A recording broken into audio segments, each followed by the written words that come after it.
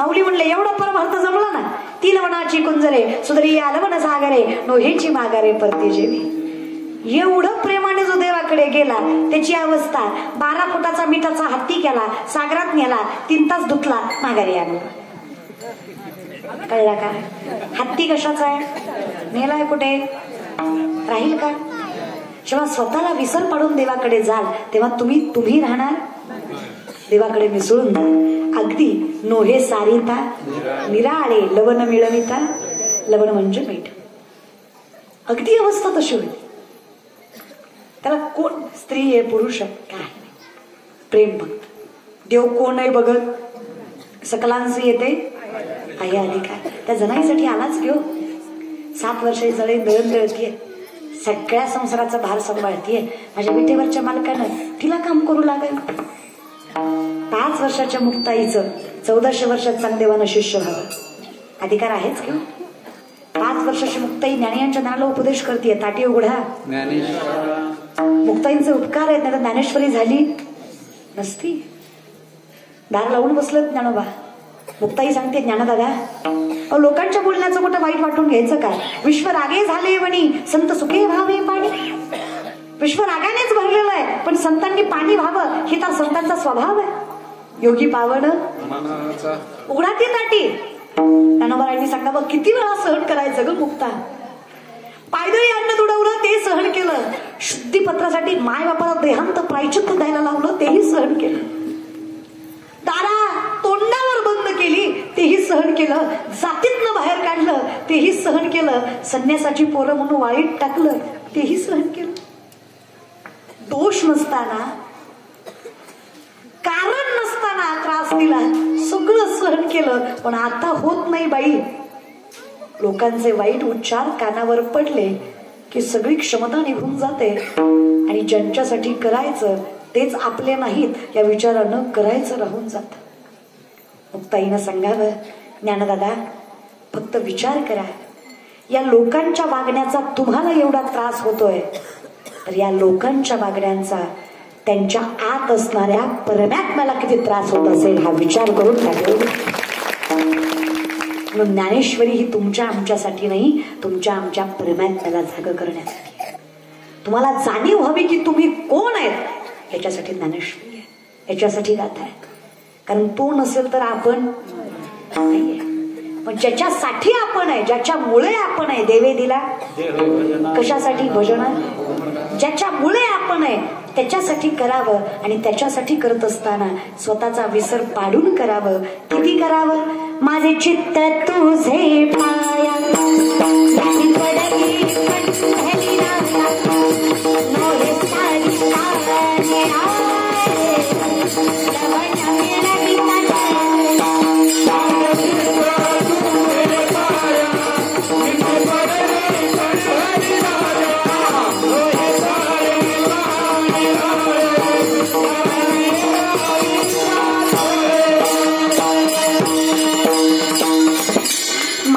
चित्त तुझे पाया मिठी पडली पंढरी राया नोहे सारी तानी राणे लवण मिळविता चढे. अवस्था माझी वेगळी झालेली आहे. हे होतं नाचत जाऊ ते जगावर धैर्य सुख देईल विसावा. नाचत जाऊ ते जगावर धैर्य सुख देईल विसावा. सर्वस्वी त्यागाची भूमिका ठेवून देवाच्या दारात या. देव काहीच कमी पडू देत नाही. त्या नरहरी सोनारासाठी माझ्या भगवंतानं सोनार व्हावं. त्या नरहरी सोनारांना एका सावकारानं 350 तोळ सोनं दागिने करायला द्यावं. देवाच्या नामात दागिने करायचं विसरून जावं. आता देवालाच काळजी वाटावी कारण सावकारानं सांगावं लग्नाच्या तारखेपर्यंत जर सोनं घडवून झालं नाही तर बाजार उठवल्याशिवाय राहणार. ज्याचा मालक विटेवरचा आहे त्याचा बाजार उठवायचा सोपा आहे का. जगाच्या मालकानं विठू सोनाराचं रूप घ्यावं नरहरी सोनाराच्या दारात येऊन उभं राहावं. नरहरी कोण इतक्या रात्री ऐकलं मी कुठंतरी तुम्हाला गरज आहे म्हण कारागिराची लय भारी दागिने घडवतो. आता ज्यानं जगाला घडविलं त्याला दागिने घडवायचं काय अवघड आहे. लय भारी नक्षीदार दागिने घडवितो. घडवू दे. रातचा विश्वास ठेवायचा सोपं आहे काय, पण संतांनी विश्वास ठेवला. माझ्या विठू सोनारानं दागिने घडवायला चालू केलं. असं मिनिटाला नेकलेस, मिनिटाला पाटल्या, मिनिटाला बोरमाळ, मिनिटाला पोळहार, अरे मिनिटाला सामर्थ्यवंत दागिने घडवून टाकले. अहो नवल वाटलं असं कारागीर पैसे देऊन सुद्धा भेटला. काय दागिनं केलं, बघणाऱ्याची नजर थांबवावी असे दागिने केले दादा. 4:30 वाजेपर्यंत पहाटे देवानं दागिनं केलं. दागिनं करताना काय व्हायचं, लगड पुळली की चटका बसायचा आणि इस्तू पडला की पितांबर जाळायचा. घाई घाईत करायचा ना देव, चटके खात खात करायचा. 20 वर्षाशिवाय दागिने घडवता येत. लगड असायचे, त्यांना दागिने घडवले जायचे. 4:30 देव म्हणला, नरहरी आता निघतो. नरहरी म्हणाले, अरे इतक्या रातचं कुठं? रातचं नाही, घरचे वाट बघते. बरं एखाद्या वेळेस घरचे सोडतील तरी, पण बाहेरची बी लय येतात. बाहेरची बी जावं लागतंय. एवढं कोण वाट बघतंय? देवान सांगा, वाळवंटापासून महाद्वारापर्यंत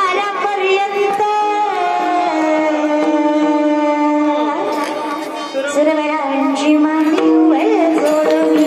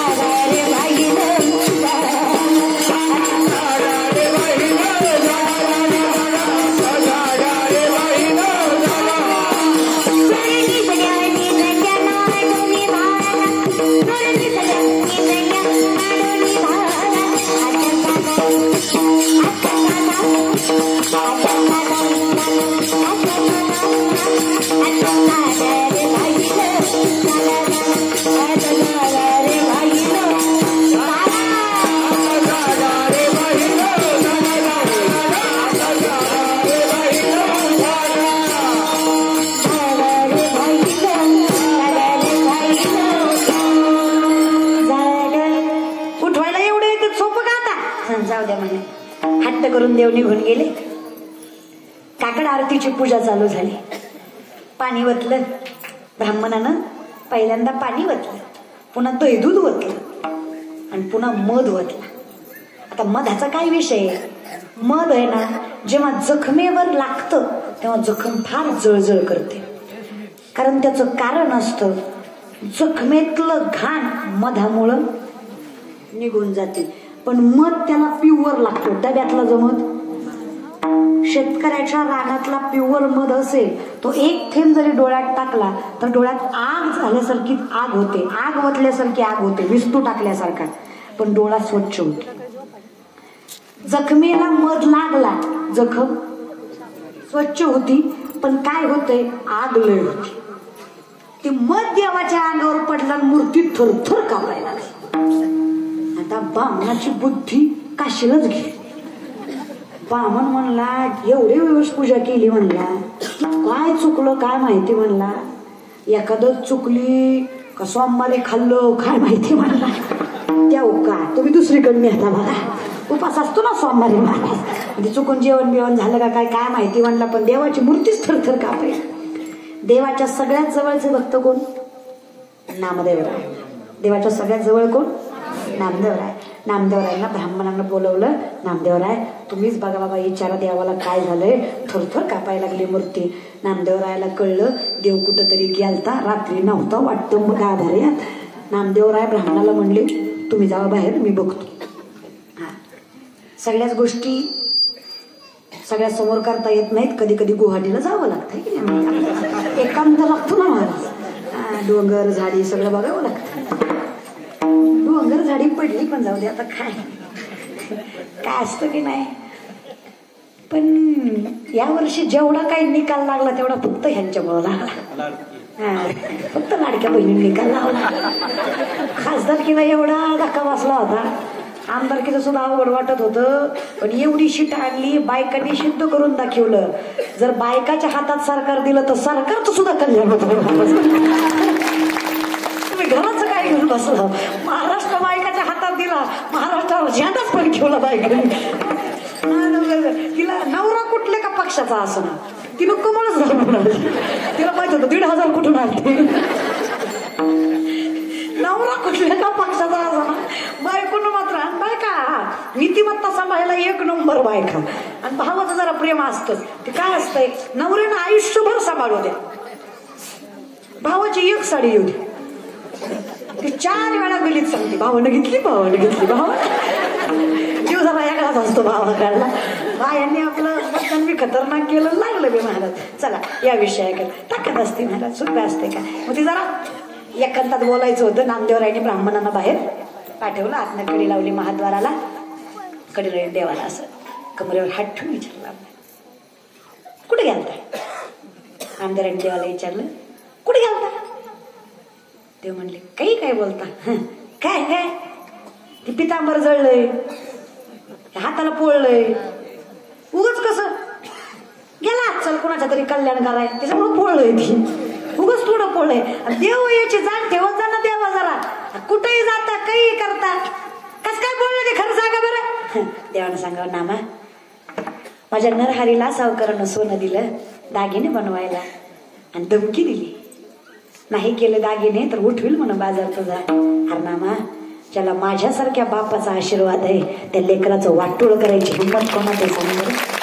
गेलो दागिने बनवायला, पण सवय नाही ना रे नामा, सवय नाही ना, मी काय प्युअर सोडणार का, सवय नाही ना. गाई गडबडीत करायला गेलो, लगड पडली की चटकं बसायचं आणि हिस्तो पडला की पितांबर जाळायचं. माहित होतं देवा, म्हणून तर तुझ्या चरणाची जागा मागतो, म्हणून तर तुला मायबाप म्हणतो की रे विठ्ठला. अरे एवढा मोठा मालक तू, पण आमची कामं करायला लाज वाटू देत नाही. तुझ्याशिवाय दुसरीकडे मन जाईल तुम्ही कसं देवा, तुझ्याशिवाय दुसरीकडे. इतका मोठ्या मनाचा माझा विठ्ठल आहे, काय हरकत आहे जीव दिला. तुझ्या चरणाशी जीव सोडायलाही काही वाटत नाही, कारण तू आमच्या पुढे जीवाचा विचार करीत नाही, आम्ही तुझ्या पुढे काय करा. इतकं प्रेम करतोस. आम्ही फक्त काय करायचंय, हरिमुखे, मुखाने तुझं नावच घ्यायचंय की नाही, तेवढं जमलं तरी बाद झालं. दोन्ही हातवर प्रेमाने, दोन्ही उभा राहिलेले वगैरे सगळे घेत जा. उभा राहिलेले सगळेच येतात असं नाही, पडतात ते पण महाराज बरं का. प्रेमानं भजन करायचं. राम राम जय राजा राम, राम राम जय सीताराम, राम राम जय राजा राम, राम राम जय सीताराम,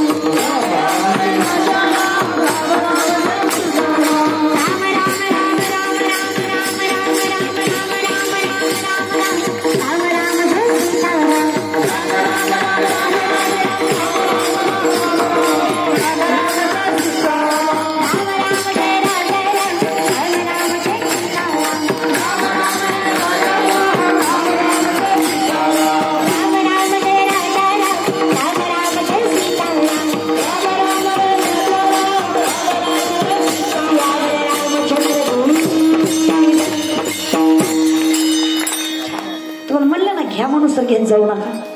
सध्या घेत जा. आता काय करावं, तुम्हाला बी कसं आहे, मी बी घरातलेच झाले, काय करेल करून करून येईलच की पुढच्या वर्षी मला. तुमचं बी आता कसं झालंय, तुम्ही आपलं आहे. आणि एवढं सोपं नाही बरं, तुम्हाला वाटतं तेवढं. एकच कीर्तन कर 10-11 वर्ष एकाच गावात मरायचा, एवढं सोपं नाही. तुम्हाला वाटतं तेवढं सोपं आहे का? दरवर्षी काही ना काही बदलत राहतं माणूस. एवढी वर्ष तुमची माझी दरवर्षी भेट होती म्हणजे आधी बिधी होत नाही एकदाच. तसं काय माहिती दादा, हे कसं असतं ना, जेव्हा एखाद्या माणसाने वाईट काळात साथ दिलेली असते तेव्हा चांगल्या काळात विसरायचं नसतं. हा स्वभाव माझा असल्यामुळे मला परमात्म्याने काही कमी केलं नाही दादा. त्याच्यामुळं एखादा कीर्तन इकडं तिकडे गेलं तर मला काही वाटायचं, कारण दिवसात 3-3 करते, एखाद्यानं काय फरक पडणार आहे मला. त्यामुळे आणि खरं सांगते, माऊलींनी इतकं पदरात टाकलं, बाळूमामांनी इतकं पदरात टाकलं. आज या वर्षी तर 1 रुपया कोणाची देणगी न घेता, हाताला कधी पावती पुस्तकाचा स्पर्श न लावता, आज एवढी वर्ष तुमच्याकडे येते. तुम्हाला कधी आठवतंय का तुम्ही मला रुपया दिलेला? नाही म्हणत जा, नाही तरी म्हणा. लोक अर्धे म्हणतात अर्ध्याने दिला काय की मग महाराज. 1 रुपया कोणाची मदत न घेता, हाताला पावती पुस्तकाचा स्पर्श न लावता, कीर्तन मानधना व्यतिरिक्त 1 रुपया कोणाकडनं न घेता, फक्त कीर्तनाच्या मानधनावर माऊलींच्या आशीर्वादानं, पांडुरंगाच्या कृपेनं, आई वडिलाच्या पुण्याईनं आज 4.5 ते 5 कोटी रुपयाची शिक्षण संस्था उभी केली, ज्यामध्ये सामर्थ्यानं मुलं शिकतात.